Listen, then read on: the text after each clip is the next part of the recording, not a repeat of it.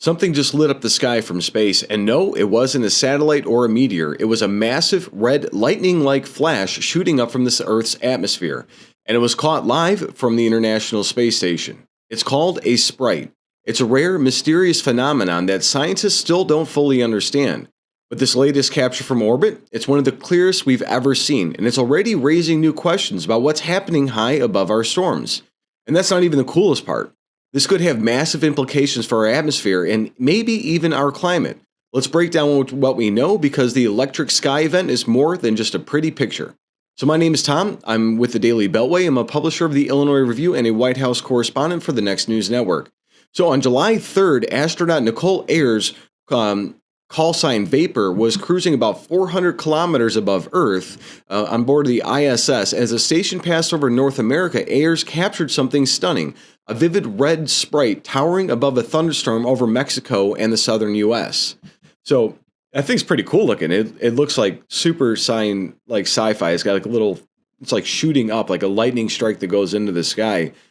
So there's also some other, like a little montage video we have of some other events that were happening off the coast of Florida, it looks like, where you could see the lightning strikes going vertical as well as going down.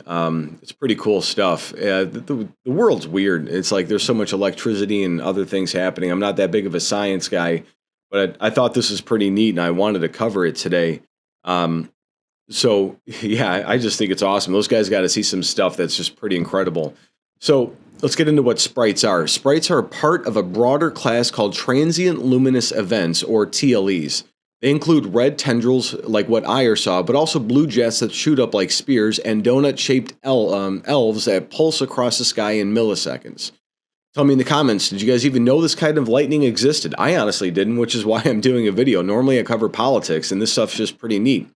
So what makes sprites so fascinating is their altitude. These are not your everyday lightning bolts. They happen above thunderstorms between 40 and 90 kilometers up in the mesosphere and lower ionosphere. And they're not even caused by direct lightning. It's the electric field, which I didn't know that. It's the electric field from a strong positive cloud to ground strike that triggers a kind of breakdown in the thin air above the atmosphere. And the result? A red flash that looks like a jellyfish made of energy. That's pretty cool. I made sure we included some of those in the thumbnail like that. It's just pretty neat. And this July 3rd sprite, it had all the classic features. A bright white base, red tendrils, and skylights twinkling beneath it. Scientists are calling it one of the best orbital captures to date. And this is where everything changes. Why do we care? Because when these events alter the chemistry of the upper atmosphere, they can create nitrogen oxides that impact ozone. And that means they may influence climate.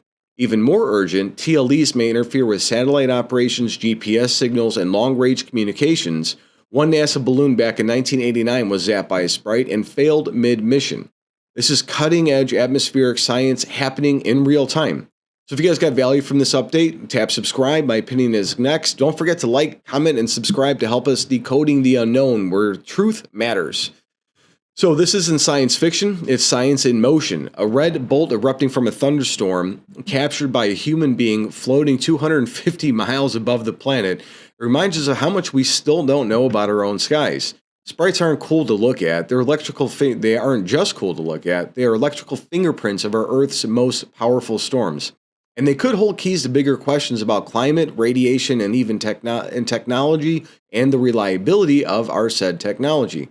In a world focused on what's happening on the ground, that reminds us there's a whole nother world and universe above us in the clouds, and it's pulsing with mystery.